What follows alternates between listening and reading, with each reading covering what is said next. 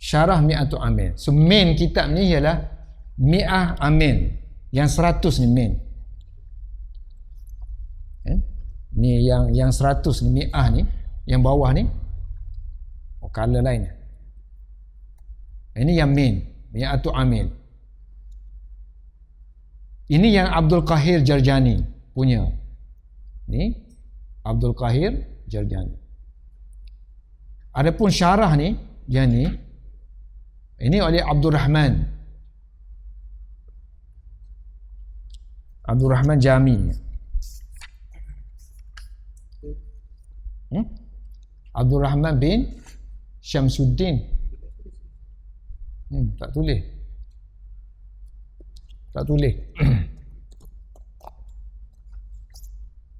Silap dia lah Pakistan ni.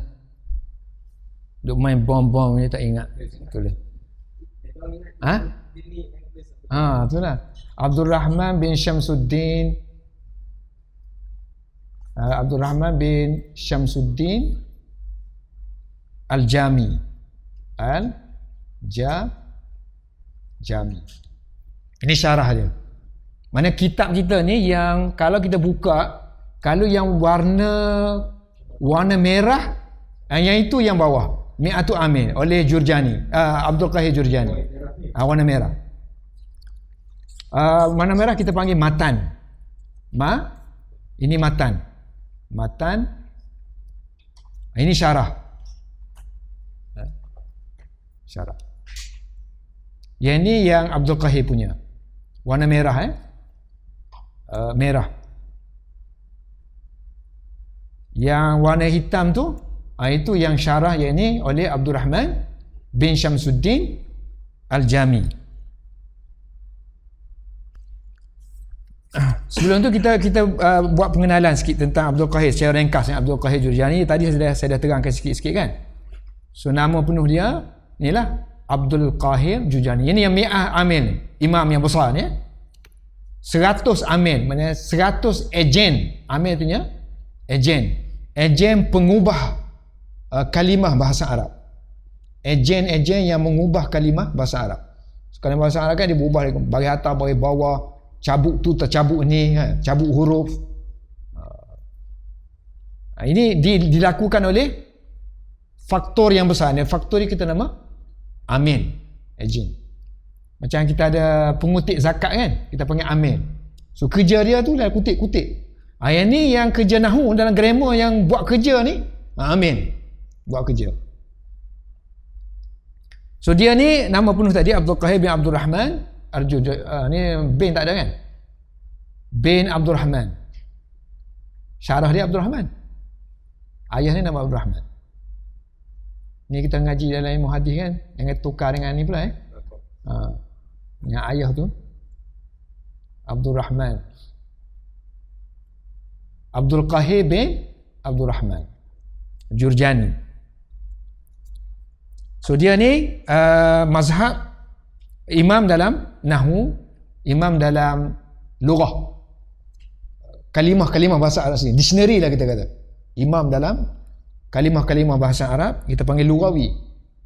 Kalau grammar kita panggil nahwi. Dan dia ni kalau akidah zaman dulu kita ada sama ada Maturidiyah, Asy'ariyah kan. So dia ni berakidah akidah Asy'ariyah. Asal orang Parsi, memang lahir di Jurjan, membesar di Jurjan, belajar pun di Jurjan. Lahir sekitar 400 Hijrah, meninggal 471. Ini yang rajih, ada yang kata 474, 471 mengikut Mu'arrikh Hijrah. So dalam tarikh Masihi kita 1010 1078. Ni zaman mana ni 1078? Marco Polo ke apa kan? Zaman siapa ni? Kalau ni 200 tahun selepas Imam Bukhari lah. Saya makan itu dalam 200 tahun kan.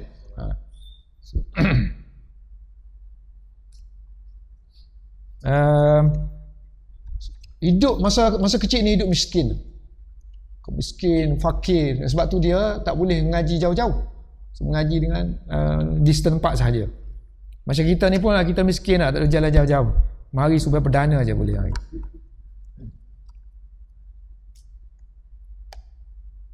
Jadi oleh kerana dia miskin apa semua, so dia ambil collect everything in Jurjan.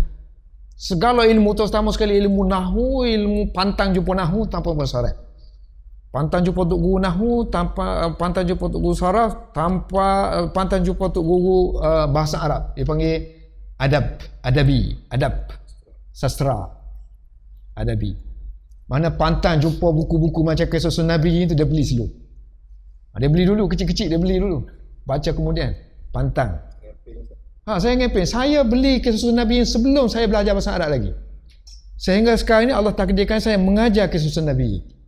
Masa tu saya tak kenal lagi Nahdlatul Ulama. Tak kenal lagi Dioban. Tak kenal. Duduk Malaysia ni. Bahasa Arab pun tak tahu. Beli buku. Tangan tu pergi beli. Gatal tangan tu beli. So, macam lah Jurjan ni. Yang macam ni. Abdul Qahir Jurjan ni.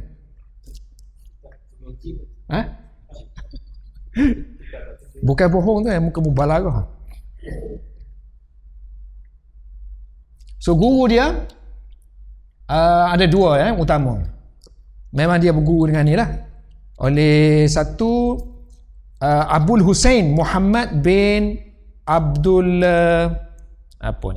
Abdul Waris Al-Farisi.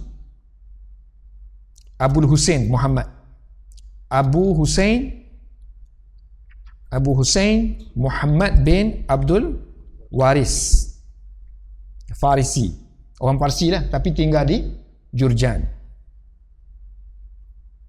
Dan Abu Husain ni, dia ada bapa saudara dia yang memang ahli dalam bahasa Arab, yang kita panggil Abu Ali Al-Farsi kan. Abu Ali Farsi kan. Kalau sebut Abu Ali Farsi ni memang orang kira macam senet-senet si baweh apa semua tu lah. Nuhak. Pakcik dia. Pakcik belah mak dia. Ni tak. Pakcik Abu Husain. Abu Husain. So Abu Husain Ali ni dia ada karang satu kitab. Satu kitab nama dia Idah. Satu kitab nama Idah.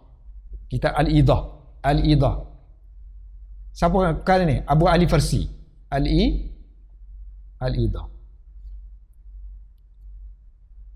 Kitab ni masyhur lah, kitab Idah. So bila dia mengaji dengan apa?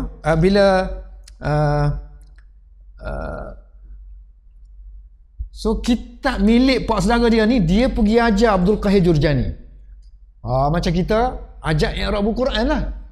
Payah. Mengajar kitab payah terus. So kitab Idah ni dia ajar oleh Abul Husain. Kitab bapa saudara dia ajar kepada Abdul Qahir Jurjani. Faham tak tu? Maksud dia tu. Idah ni milik siapa ni? Abu Ali Farsi. Abu Ali Farsi.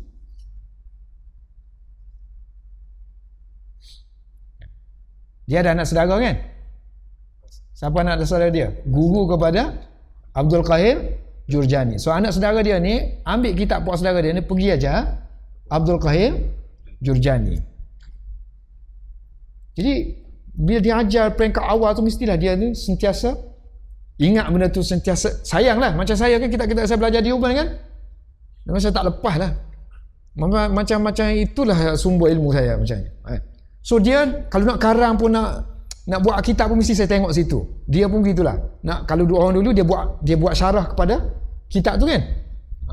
So Abdul Qahir bila dah alim, dia syarah kepada kitab Idah ni 30 jilid. Abdul Qahir Jurjani 30 jilid. Kita baru berapa jilid lah?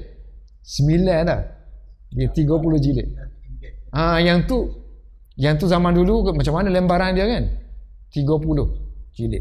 Kamu dia tengok Allah banyaknya, dia ringkaskan pula jadi 3 jilid.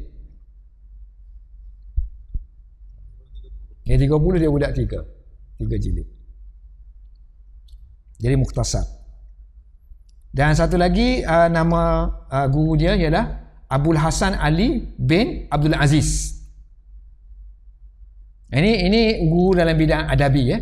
Adab Arabi. Sastra. Abdul Hasan Ali bin Abdul Aziz. So Abdul Qahir Jurjani ni dialah ahli nahwu, dialah ahli saraf, dialah ahli balaghah, dialah ahli nakat, kritik. Kalau kita baca buku dia tu bukan sahaja dia mempersembahkan benda tu, tak, dia kritik si bawah, kritik ni, kritik tu, kritik ni tak kena, ni bukan salikah arak ni, bukan zauq arak ni, dia akan tegur lah. Sampai mereka tu level tu, duduk jurjan saja, mana duduk suban aja.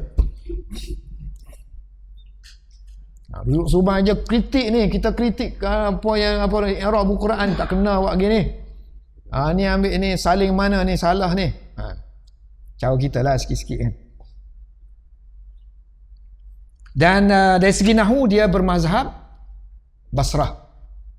Kita ada dua school of thought kan dalam ilmu nahwu, satu Kufah, satu Basrah, dan dia ni mail condong kepada Basrah. Dalam tulisan-tulisan dia lah, dia tak kata dia ni ahli Basrah, tapi dia Abdul Qahir Jurjani. Kita bercakap Abdul Qahir Jurjani. So Abdul Qahir ni kita ada tu condong untuk pergi ke mazhab Basrah. Atau banyak lagi benda kita ngaji. Kufah tak ngaji lagi ni. Basrah tak habis lagi. Kufah lah waiting ngaji. Okay, meninggal di Jurjan pada tahun 471 kan. Dan karangan dia banyak lah ya, karangan dalam nahwu yang tadi yang kita kata kitab 30 jilid tu, kitab Mughni. Sebab itulah Ibnu Hisham pun ambil atas nama dia kan, Mughni juga. Mughni banyaklah. Dan balaghah yang masyhurnya kita I'jazul Quran dengan Asrarul Balaghah.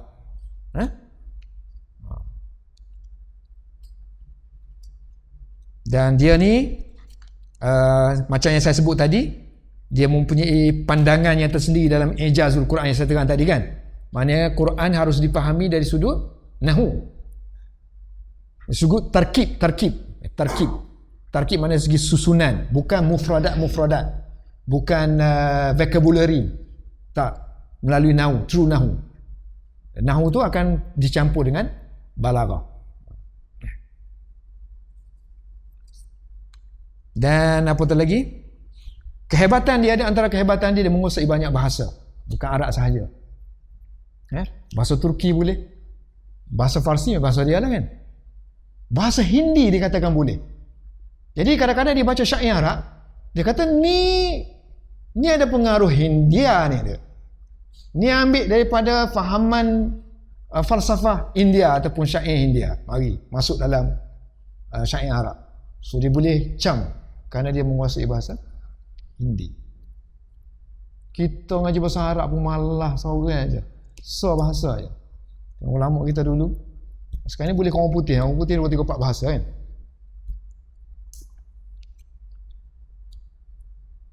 Dan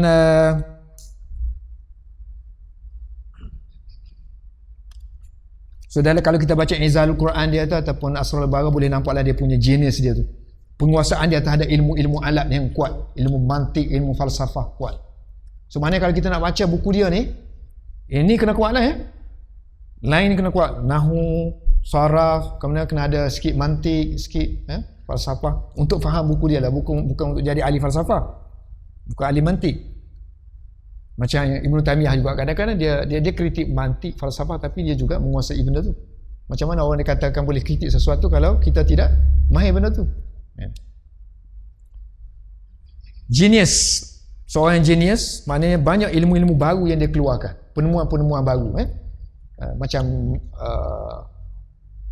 apa tu, ahli-ahli falsafah barat yang saya sebut tu kan, yang mengeluarkan kaedah macam mana kita nak tahlil, analisa ayat, sentence kan. So berbagai-bagai cara dikemukakan oleh ahli-ahli falsafah ataupun ahli lughah barat, tapi lama dah dihuraikan oleh Abdul Qahir Jurjani. Dan ilmu dia ni kemudian diambil oleh ulama-ulama kemudian. Misalnya tulisan-tulisan dia tu direngkaskan dalam bentuk-bentuk buku yang lain seperti Alamah Sakaki. Bukan Alamah Setangan. Sakaki. Sakaki. Kalau orang ngaji balaghah tak sampai kepada buku Sakaki, so dia meraba-raba lagi lah. Dia kena kaki dulu baru boleh berjalan. Pergi Sakaki dulu. So Sakaki telah mengumpulkan ilmu dia tu, masukkan, kumpulkan jadi ilmu bayan, ilmu ma'ani. So dalam buku Talkhisul Miftah tu kan, oleh Khatib Tabrizi, Al-Khatib. Khatib tu ambil daripada buku Sakaki. Yang kita baca Talkhisul Miftah, Syekh. Kan? Talkhisul Miftah tu dia ambil daripada, saya baru mengajar Durusul Balaghah kan. Selepas Durusul Balaghah tu sepatutnya kena ngaji Talkhis. At least. Lepas ni tak ngaji tak lain tak apa dah. Yang ni kena lepas dulu. Barulah selamat anda dalam bab balaghah. Orang tak boleh tipu lah katanya. Okey. Tapi kena buat kelas banyak, kelas ni lah, express biar tak tidur malam. Sakaki dan apa tu? Ambil daripada buku Dalail Ijaz dan Asrarul Balaghah. Ambillah mengenai dia. Kitab yang biografi syarih dia, yakni Abdul Rahman Syamsuddin Al-Jami. Jami ni daripada tempat nama dia Jam, bukan jam tangan kita. So Jam pun juga di daerah Khurasan juga. Jam jadi kalau nama orang jadi Jami Jami. So ada gelaran panggil Nuruddin baru sebut Abdul Rahman, ataupun ada sebut Imanuddin, gelaran dia lah Imanuddin dengan Nuruddin. Saya bukan gelaran, nama saya memang Zaharuddin dah. Kalau dia ni din ni gelaran Nuruddin Abdul Rahman Syamsuddin Al-Jami. Lahir pada 817 Hijrah. Ini lambat dah kan? 817. Maknanya selepas 400 tahun dia. Dia buat syarah. So 800 Hijrah, 817. Siap, kerana dia mutaakhir, jadi tarikh lahir tu cepat dapat sikit. 23 Syakban. Orang dulu payah kalau dulu dengan tarikh tahun aja boleh kena pasti. Hari tu payah. Dan dikatakan dia ni keturunan Imam Muhammad Asy-Syaibani. Tahu tak Imam Muhammad Asy-Syaibani? Murid Imam Abu Hanifah dan murid Imam Malik juga. Guru kepada Imam Syafi'i. Ada kitab dia Muwatta Imam Malik, Muwatta Imam Muhammad. Dia mengaji dengan Imam Muhammad, Imam Malik. Dia kalau Hanafi dia dua tokoh besar. Satu Imam Muhammad Asy-Syaibani ni, kemudian satu lagi Abu Yusuf. Abu Yusuf.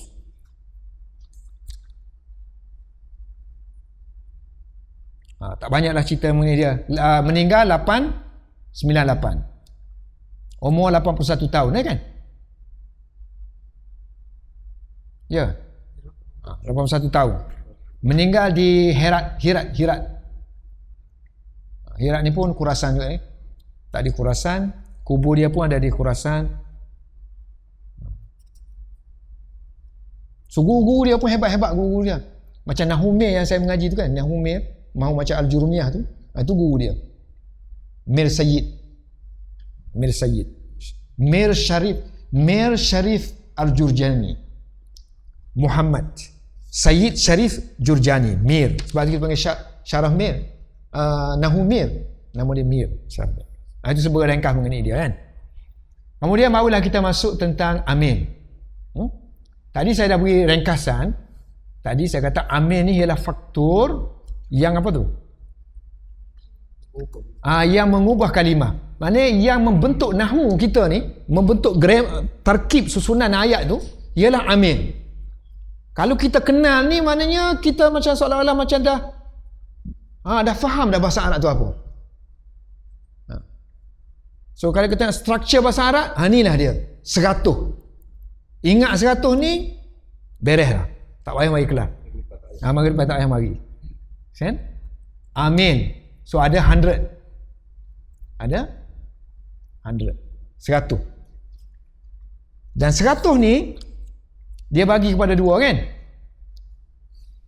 Satu dia panggil apa? Lafzi. Lafzi ni maknanya kita boleh nampak lah, boleh tengok dia. Misalnya kalau sebut kana ke, sebut ala ke, kan? Nampak tengok ni. So ala ni apa kerja dia? Nampak tengok. Dia ni boleh bagi bawah, bagi atas kalau dia masuk kan. Satu lagi maknawi. Maknawi ni tak nampak tengok. Dia hanya boleh difahami sahaja. Dia sebagai ejen pengubah. Dia menjadikan satu kalimah tu dhammah ke, bagi dhammah ke, bagi kasrah ke, bagi fathah ke. Ini panggil maknawi. So dalam 100 ni lafzi ada 98. Dan maknawi ada 2. Habislah 100. Kan? Seolah-olah kita dah belajar bahasa Arab dah. 100 dah habis. Semua unit-unit dia tak tahu kan? So lafzi ni dia bagi pula, sebab maknawi tak banyak. Lafzi dia bagi 2. Satu yang kita boleh dia ni hanya diperolehi melalui percakapan orang Arab, penggunaan orang Arab, melalui dictionary, melalui syair-syair. Maknanya itu yang orang Arab tulis macam tu. So kita panggil sama'i. Nak tulis Arab ke? Sama'i. Tulis Arab jadi urdu. Sama'iyun. Ini lafziyun. Yang ini ma'nawiyun. Satu lagi yang memang kita boleh, kalau ada bentuk macam ni, kita boleh copy, boleh tiru, boleh ambil. Ini macam ada sitir lah, ada kaedah, ada peraturan. So kita panggil qiyasi.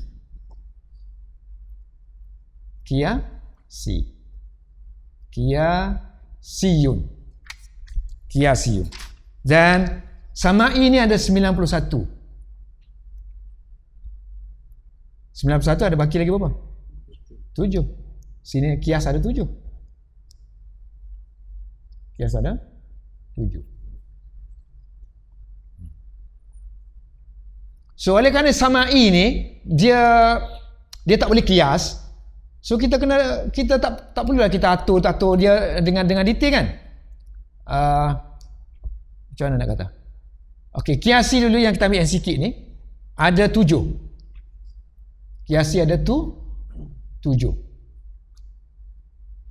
Kiasi ada 7. Apa dia yang 7 tu? 1, 2, 3, 4, 5, 6, 7. 7 satu fi'il. Kata kerja. Fi'il. Kemudian isim fa'il. Isim fa'il. Ismu fa'il. Isim fa'il ni ialah apa tu? Macam fa'ilun, daribun, qatilun, jahilun, kan? Contohlah kita bagi bentuk yang macam ni, bentuk fa'ilun. Mana-mana kalimah yang bentuk fa'ilun, bentuk macam ni, acuan dia macam ni. So kita panggil isim fa'il. Ini pun ada kerja dia ni. Dia boleh mengubah baris. Dia boleh menukarkan baris ni jadi beratas, ini beratas. Dia tu sendiri. Dan dia sendiri mungkin kena juga. Dia sendiri boleh jadi ejen pengubah. Yang ni dia boleh jadi amin. Kena ingat, fi'il ni memang kita dah tahu dah fi'il ni kan. Dia akan menasabkan, merafa'kan fa'il, apa semua kita tahu kan. Yang ni jarang kita dengar ni, isim fa'il. Boleh merafa'kan, menasabkan, menjarkan. Lawan isim fa'il, isim maf'ul. Isim maf'ul. Isim maf'ul ialah isim yang ada bentuk macam ni. Maf'ulun. Bentuk dia macam tu. Salah satu bentuk dia lah yang famous. Maf'ulun. Ni bentuk maf'ul, bentuk yang famous. Maf'ulun. Ada lagi bentuk-bentuk dia yang lain. Sekian bentuk dia yang lain. Isim maf'ul. Kemudian satu lagi sifat musyabbahah. Sifat musyabbahah. Sifat musyabbahah ni kata sifat lah.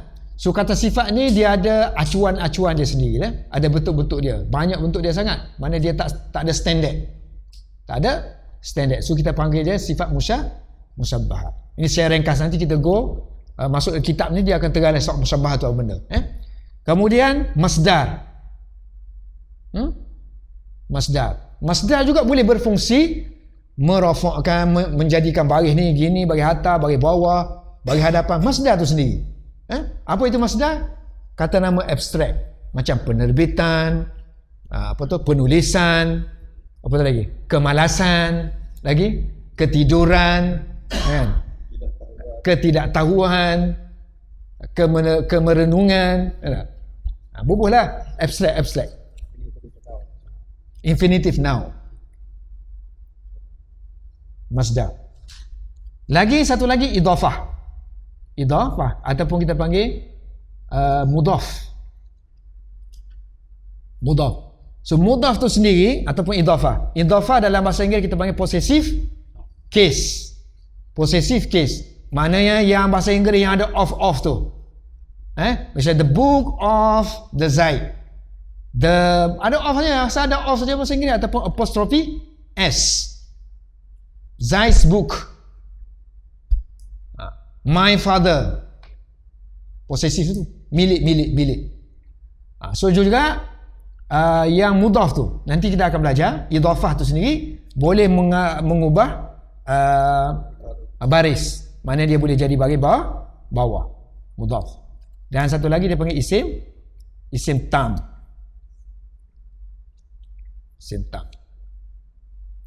Ini tak hurah lagi, ini payah sikit. Yang Sama'i 91. Sama'i 91. Kan? Ni gaya.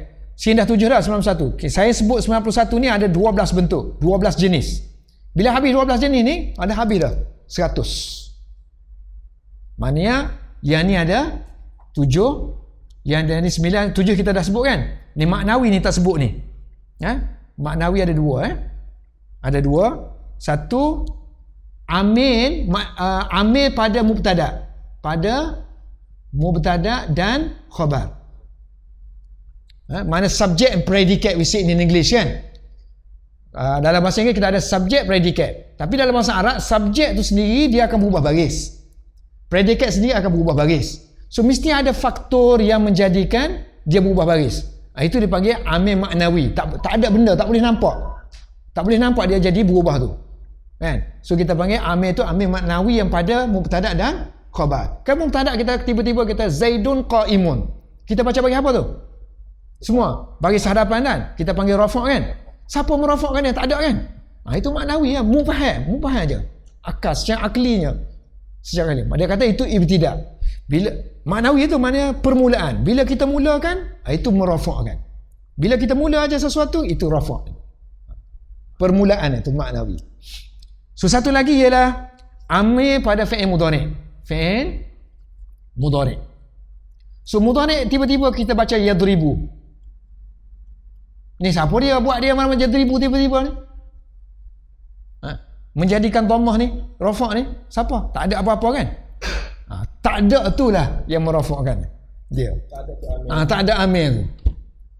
Tak adanya amil nasab dan amil jar. Amil jazam, itulah amil dia. Ketiadaan maknawi. Dah dia tak ada cara dah nak explanation, nak bagi penjelasan, dia buat cara ni je. Kita makan je lah.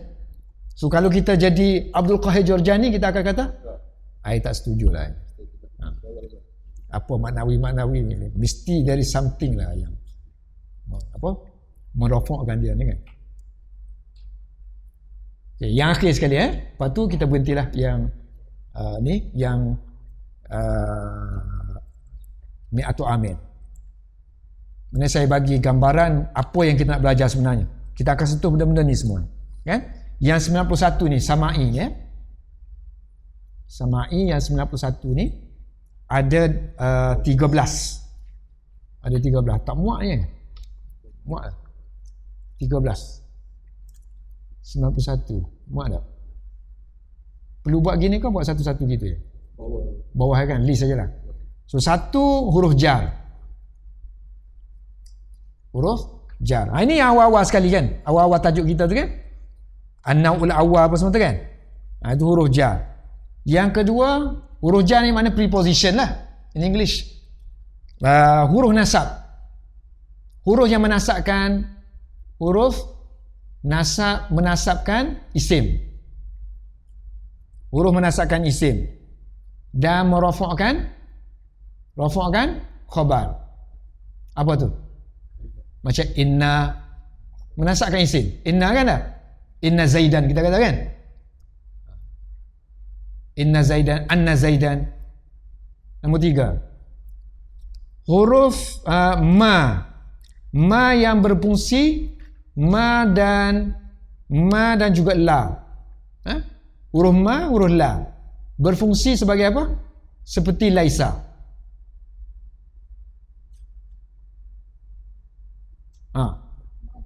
Ma dan la seperti laisa, artinya dia merafa'kan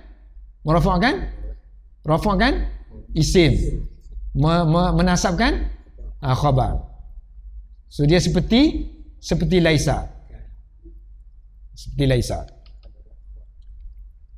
laisa wa akhatuha ataupun kana wa akhatuha kan. 3. Nombor 4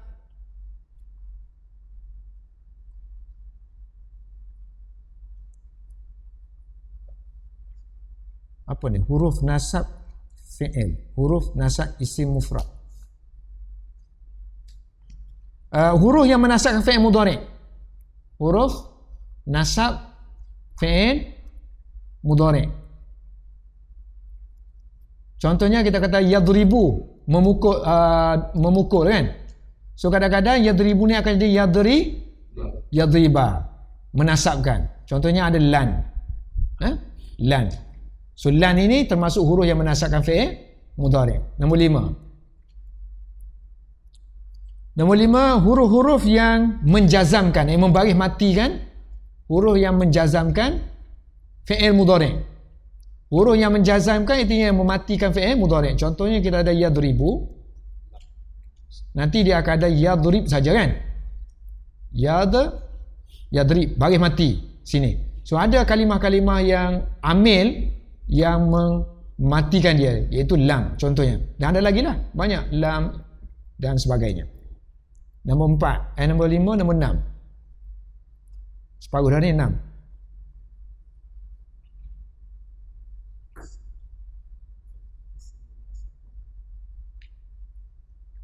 Okey, ini huruf huruf. Ada juga isim yang menjazamkan fi'il mudhari'. Isim jazam. Yang ini huruf. Huruf yang menjazamkan. Ini isim tu sendiri, noun. Kata nama yang berfungsi, dia boleh menjadikan fi'il mudhari' ini berbaris, contohnya berbaris baris mati. Isim yang menjazamkan, isim jazamkan mudhari', fi'il mudhari'.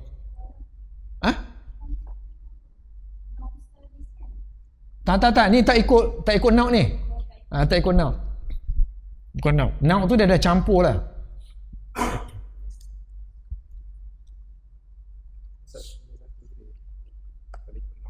Ikut apa satu lagi? Ikut satu. Satu lagi apa?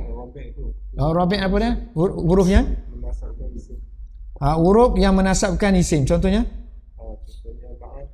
Ma'a. Oh, nombor 6 tertinggal sini kan? Sini jadi nombor 4 kan? 4 ganti ni kan? 4 sini. Sini jadi 5, sini 6, 7. Nombor 4. Huruf yang menasabkan isim sahaja. Contohnya huruf waw. Huruf nasabkan isim sahaja. Macam atas tadi huruf yang menasabkan isim dan khabar kan? Ini isim saja. Contohnya waw. Waw makna dan kan? Tapi ini bukan makna dan. Waw yang bermakna bersama. Contohnya waw yang bermakna sama. Waw ma'iyah. Waw ma'iyah. So 4, 5, 6, 7. 4, 5, 6, 7, 8 dah kan? 8 dah. So 8 sini dia ikut turutan tak? 8 Sini 8. Isim-isim yang menasabkan isim-isim yang menasabkan isim-isim, tengok nombor 8 tu, isim-isim yang menasabkan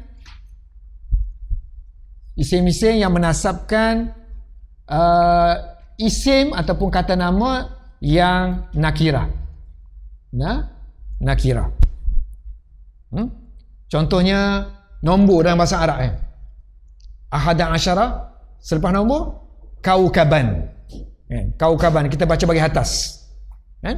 So contohnya nombor kan, macam ahada asyara. Ahada asyara.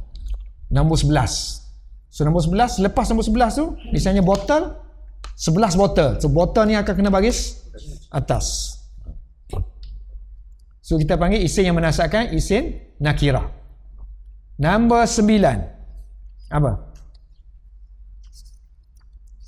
Isim yang dinamakan sebagai isim fi'il. So kita panggil isim fi'il. So atas tadi kita ada fi'il kan? Fi'il tu sendiri sebagai ejen, amil. Isim juga boleh berfungsi sebagai fi'il, setengah-setengah isim. Contoh sini dia bagi Ruwaida. Nombor berapa? 9. Nombor 9 contohnya dia bagi Ruwaida. So Ruwaida makna dia amhil, berhenti, slow.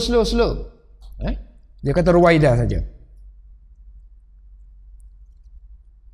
Macam kita hayya 'alas salat. Hayya tu, marilah. Itu bukan fi'il, bukan marilah, itu isim, now. Tu solat tadi akan jadi bagi atas. Hayya 'ala solata. Tak boleh baca solatu, solati. Kita panggil isim fi'il. Isim berfungsi sebagai fi'il. Nombor 10 apa tu? Fi'il nakis. Fi'il yang tak cukup. Maknanya akal dia kurang. Contohnya kalau orang yang tak sempurna kan, dia panggil nakis. Yang tak cukup. Maksud tak cukup di sini, dia tak boleh berdiri sendiri. Dia mesti ada benda lain untuk apa? Untuk dia berfungsi. So dia mesti ada mubtada dan khabar. Contohnya kana. Kana. Mana was in English. Bahasa Inggeris kat was gitu aja, tapi bahasa Arab ada kaedah wasnya. Was ni ada kaedah yang panjang. 10, 11 apa? Anaus hadi asyara. Af'alul muqarabah. Fi'il yang bermakna dekat. So fi'il dekat, fi'il muqarabah. So muqarabah artinya dekat, hampir. Makna dia tu makna hampir. Contohnya dia kata asa, mudah-mudahan, kan? Tu hampir sahaja.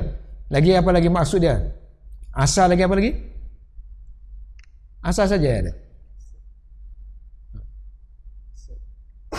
Asa lagi? Baru satu baru. Wasani kada.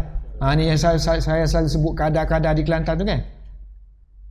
Kada, lembaga pun padi negara apa tu. Kubu. Kelantan Agriculture Development Authority kan. Sebab tu kita pandai bahasa Arab. Kelantan Agriculture Development Authority. Saya memanglah perkataan kadar ni saya tak akan lupa lah. Yang lain boleh saya lupa kan. Kadar ni ada isim dia sama dengan kadar. Yang ni macam buah kana kan. Kana, tak buah kana. Buah kana tahu kan? Buah yang macam bola rugby tu kan. Buah kana. So gitu aja kita nak ingat benda-benda ni. 11 12 apa? Muska 20. Ini fi'il madah. Fi'il yang digunakan untuk puji dan juga cela. Madah dan zam. Kena buh dua lah. Kalau buh satu ada orang nama zam susah. Buh 2M. Zam makna cela. Madah makna puji, zam makna cela. Ada juga kalimah-kalimah yang ini kata kerja yang digunakan khas untuk puji-pujian dan juga cela-celaan. So ini juga ejen yang mengubah kalimah. Dia kata ada 4. Number 13. Fi'il syak dah. Af'alul qulub. Fi'il hati. Fi'il qulub. Kata kerja yang ada makna yang keluar daripada perasaan. Perasaan. Sama ada melibatkan syak wasangka ataupun yakin. Sebab benda ni benda dalaman dia kata. Benda emosi, keyakinan, benda dalaman sama ada syak ataupun yakin. Ini juga boleh menyebabkan kalimah boleh berubah. Sama ada bagi atas, bagi bawah, benda-benda ni. So mana kalau kita tahu semua 13 ni, 100 ni kira inilah bahasa Arab. Yang lain tu vocabulary aja, gajim baca je. Macam mana nak cantumkan dalam dictionary kalimah yang banyak-banyak tu? Melalui ni. Kalau ada kana, kena letak ni dulu. Kalau ada kada, kena ada padi dulu. Kemudian baru ada biji benih dulu, baru kena ada sawah, kena ada bajak dulu. Gitu. Ini dia panggil perkakas dia. Perlu ketahui. Tak ada payah bahasa Arab. Cuma yang payah satu laginya ya ilmu saraf. Morfologi kalimah. Yang ni tak dimengaji sini. Morfologi. Yang kita panggil ilmu sarfun, ilmu saraf. Mana satu kalimah ni macam mana dia boleh pecahkan. Kan? Orang kata fa'alu tu kan? Itulah ilmu saraf. Yang ni yang kita belajar ni ilmu nahu. So ini Arabic kita mesti menguasai 2. Satu ilmu nahu dan ilmu saraf 2. Wallahu a'lam bis-shawab. Okey, satu lagi istilah. Kau nak sambung lain kali yang istilah. Berkenaan dengan amil makmur tapi bukan panjang lah. Kan? So kita ada amil. Ada pengutiknya. Pengutik zakat. Mesti ada orang yang kena kutik ke ataupun duit tu sendiri, benda tu sendiri kan. So amil ni dia bertugas, dia kenakan sesuatu. Macam ni, dia nak tukar ni baris ni, nak tukar baris ni benda ni. Benda yang kena ni, kan, kena tukar baris ni, benda yang kena ni, macam perkataan katalah kitab, kan. Kitabun. Mula-mula dia baris kitabun. Kemudian mari amil ni, jadikan dia kitaban. Mari amil lain buat dia jadi kitabin. 3 baris. So sekarang ni kalau penamaan dia dari segi amil, kita namakan ini sebab dia kena, kita panggil dia ma'mul. So kitab ni ma'mul, ni pun ma'mul, ni pun ma'mul, ini pun ma'mul. So contohnya kita ada perkataan katalah daraba, qara'a, membaca. Qara'a. So qara'a ni ma'mul ke amil? Amil, sebab dialah yang qara'a artinya membaca. Dia membaca kitab. Dia membaca kitab. Kitab kena baca kan? Kitab. So amil, qara'a adalah amil, kitab adalah ma'mul. Itu istilah istilah. Lagi apa Okey. Ma'mul ada 2. Satu original, satu tak original. Mana ikut aja, follow. Ma'mul yang original dia terima 3 baris kan? Ni kan? Terima kan? So kalau terima baris hadapan kita panggil marfu'. So ma'mul tu juga ada jenis marfu'. Kalau terima baris atas kita panggil apa? Mansub. Marfu'. Mansub. Kalau terima baris bawah kita panggil majrur. Ini kita panggil apa? Majrur lah. Majrur jar kan. Ada satu lagi apa tu untuk fi'il mudhari' kan, macam yadribu. Yadribu dhammah dah ada. Atas bagi ada dah kan? Yang tak adanya bagi mati kan? So yadrib bagi mati. So bagi mati ni kita nama majzum. Kalau ada Abang Zul ni sedap ni. Oh, baru nampak. Kan? Majzum. So ma'mul boleh nama lain bagi dia ialah marfu', majzum, marfu', mansub, majrur. Secara apa tu kita panggil secara apa? Secara terperinci lah. Secara furu'i. Yang tak original ni, baris yang dia ni hanya ikut yang ni aja. Maknanya kalau majzum ni baris mati, dia pun bagi mati. Kalau yang ni bagi hadapan, dia pun bagi hadapan. Kalau yang ni dia mansub, dia ni pun mansub. Yang ni majrur, yang ni pun majrur. Dia ikut aja macam kata sifat apa semua tu kan.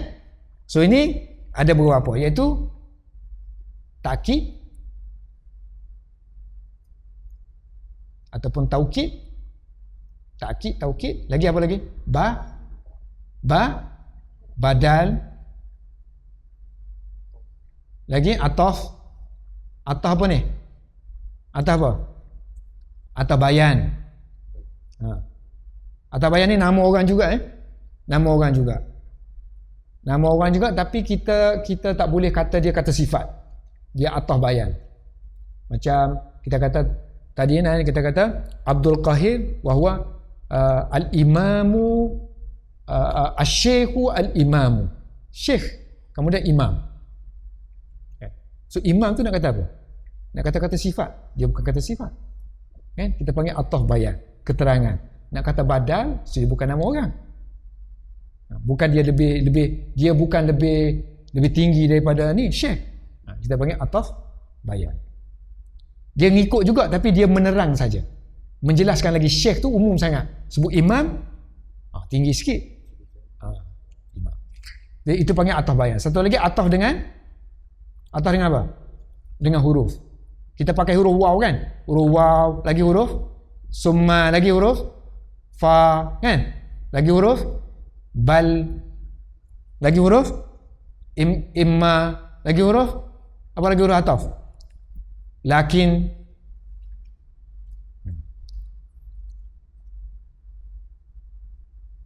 Lagi akhir sekali ialah kata sifat, na'at. Sifat ataupun na'at. So ada 1, 2, 3, 4, 5. Yang 5 ni dia tak ada baris asalnya, dia hanya ikut yang ni aja. Sebab dia tak boleh datang sendirian, melainkan dia tolong menjelaskan yang sini. Majrur, mansub, marfu'. Clear? Khalas. So now kita mengajar 50 bab ni aja. Khalas.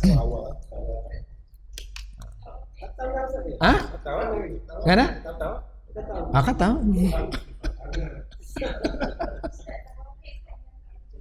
Mana?